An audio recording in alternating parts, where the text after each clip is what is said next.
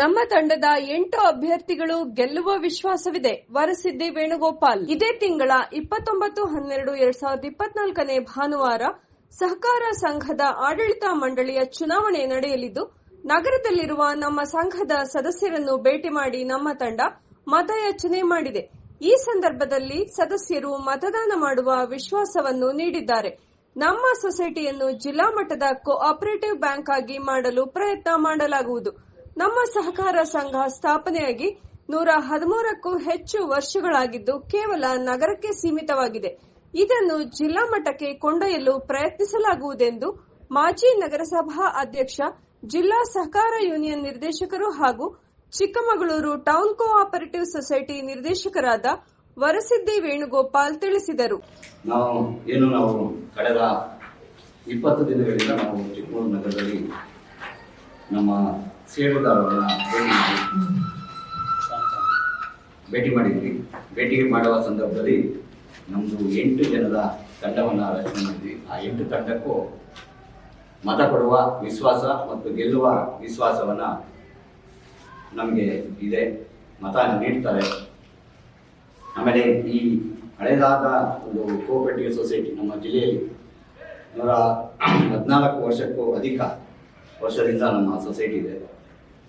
ಇದನ್ನು ನಾವು ಕೇವಲ ನಗರಕ್ಕೆ ಮಾತ್ರ ಸೀಮಿತ ಇದೆ. ಇದನ್ನು ಜಿಲ್ಲಾ ಮಟ್ಟ ತೆಗೆದುಕೊಂಡೋಗಿ ಅಲ್ಲಿ ಬ್ಯಾಂಕ್ ಆಗಿ ಪರಿವರ್ತನೆ ಮಾಡಲು ನಾವು ಪ್ರಯತ್ನ ಮಾಡ್ತೀವಿ. ನಮಗೆ ನಮ್ಮ ಅಧಿಕಾರ ನಮ್ಮ ಸೊಸೈಟಿಗೆ ಬಂದರೆ ಅಂತೇಳಿ ಹೇಳಕ್ಕೆ ಇಚ್ಛಪಡ್ತೀನಿ. ಅದೇ ರೀತಿಯಲ್ಲಿ ನಮ್ಮ ಸೊಸೈಟಿಯ ಆಡಳಿತವನ್ನು ಜನಸ್ನೇಹಿಯಾಗಿ ಮಾಡಬೇಕು ಅಂತೇಳಿ ಪ್ರಯತ್ನವನ್ನು ಮಾಡಬೇಕು ಅಂತೇಳಿ ಈಗಾಗಲೇ ತೀರ್ಮಾನವನ್ನು ಮಾಡಿದ್ದೀವಿ. ಅದೇ ರೀತಿ ನಮ್ಮ ಏನು ಸೊಸೈಟಿಯಲ್ಲಿ ಸಾಲವನ್ನು ಕೊಟ್ಟಿದ್ದಾರೆ. ಅದರಲ್ಲಿ ಸುಮಾರು 4 ಕೋಟಿಗೂ ಅಧಿಕ ಸ್ಟ್ಯಾಂಡಿಂಗ್ ಏನಿದೆ ಅದನ್ನು ವಸೂಲಾತಿ ಮಾಡಲು ಕ್ರಮ ವಹಿಸಬೇಕು ಅಂತೇಳಿ ಈಗಾಗಲೇ ನಮ್ಮ ಅಭ್ಯರ್ಥಿಗಳಿಗೆ ನಾವು ಮಾತುಕತೆಯನ್ನು ಮಾಡ್ಕೊಂಡಿದ್ದೀವಿ. ಜೊತೆಗೆ ನಮ್ಮದು MG ರಸ್ತೆಯಲ್ಲಿ ಒಂದು ಈಗಾಗಲೇ ಕಳೆದ ವರ್ಷ ಒಂದು ಹೊಸ ಕಟ್ಟಡವನ್ನು ಕಟ್ಟಿ ಮೀನುಗಲ್ಲಿ ನಾಗಪ್ಪ ಹೋಟೆಲ್ ಪಕ್ಕ ಹೊಸ ಕಟ್ಟಡವನ್ನು ಕಟ್ಟಿದ್ವಿ.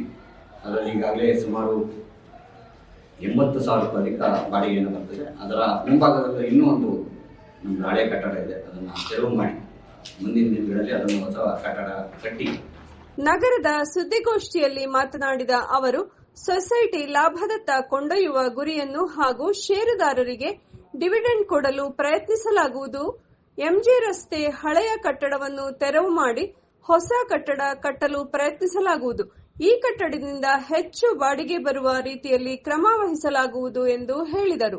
ಸೊಸೈಟಿಗೆ ಲಾಭದಾಯಕವಾಗಿ ಮಾಡಬೇಕು ಮತ್ತು ಸೊಸೈಟಿಯ ಹೆಸರಿನಲ್ಲಿ ಬೇರೆ ಕಡೆ ಜಾಗವನ್ನು ಮಾಡಿ ಅದಕ್ಕೆ ಲಾಭ ಗಳಿಸುವಂಥ ಕೆಲಸಕ್ಕೆ ಕೈ ಹಾಕ್ತೀವಿ ಅಂತೇಳಿ ಹೇಳ್ತಾ, ಆಮೇಲೆ ನಮ್ಮ 8 ಜನಕ್ಕೂ ಅಭ್ಯರ್ಥಿಗಳಿಗೆ ಮತದಾನವನ್ನು ಮಾಡಬೇಕು, ಕಡ್ಡಾಯವಾಗಿ ಮತದಾನದಲ್ಲಿ ಭಾಗವಹಿಸಬೇಕು ಅಂತೇಳಿ ನಮ್ಮ ಷೇರುದಾರರಿಗೆ ಮನವಿಯನ್ನು ಮಾಡ್ತಿದ್ದೀವಿ. ಯಾಕೆಂದರೆ ಕಳೆದ 100 ವರ್ಷದ ಇತಿಹಾಸ ಇರುವ ಈ ಸೊಸೈಟಿ ಒಂದು ಉತ್ತಮ ರೀತಿಯಲ್ಲಿ ಜಿಲ್ಲಾ ಮಟ್ಟಕ್ಕೆ ತೆಗೆದುಕೊಂಡೋಗಿ ಒಳ್ಳೆಯ ಬ್ಯಾಂಕ್ ಆಗಿ ಮಾಡಬೇಕು. ಇನ್ನಷ್ಟು ಷೇರುದಾರರನ್ನು ಅದರಲ್ಲಿ ಸೇರ್ಪಡೆ ಮಾಡಿ ಅವರಿಗೆ ಷೇರುದಾರರಿಗೆ ಈಗ ಕೇವಲ 428 ವೋಟ್ ಮಾತ್ರ ಇದೆ.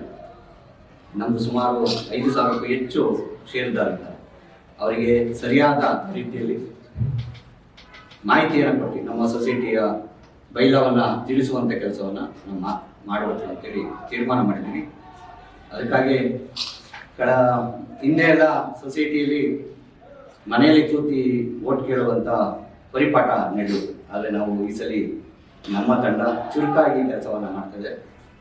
ಹಾಗಾಗಿ ನಮ್ಮ ಎದುರಿನ ಅಭ್ಯರ್ಥಿಗಳು ಸಹ ಚುರುಕಾಗಿ ಅವರು ಮನೆ ಹೋಗುವಂಥ ಕೆಲಸವನ್ನು ಮಾಡ್ತಾರೆ. ಮೊದಲೆಲ್ಲ ಮನೆಯಲ್ಲೇ ಕೂತಿ ವೋಟ್ ಕೇಳಿ ನಮಗೆ ಆಗ್ತಾರೆ ಅನ್ನೋ ವಿಶ್ವಾಸ ಇತ್ತು. ಆದರೆ ಈ ಬಾರಿ ಆ ರೀತಿ ಇಲ್ಲ.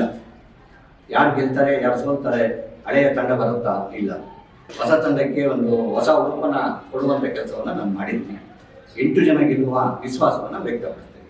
ಸುದ್ದಿಗೋಷ್ಠಿಯಲ್ಲಿ ಚಿಕ್ಕಮಗಳೂರು ಕೋಆಪರೇಟಿವ್ ಸೊಸೈಟಿಯ ಚುನಾಯಿತ ಅಭ್ಯರ್ಥಿಗಳಾದ ಹಾಲಮ್ಮ ರಾಮಚಂದ್ರ, ನಿರ್ಮಲಾ ಶ್ರೀನಿವಾಸ್, ಚೈತ್ರಾ ಪ್ರದೀಪ್, ಪ್ರಮೀಳಾ ರಾಮಾಚಾರಿ, ವೆಂಕಟೇಶ್ ಗೌಡ, ಶ್ರೀನಿವಾಸ್, ಕೆ ಕುಮಾರ್ ಹಾಗೂ ಹಿರೇಮಗಳೂರು ರಾಮಚಂದ್ರ ಉಪಸ್ಥಿತರಿದ್ದರು.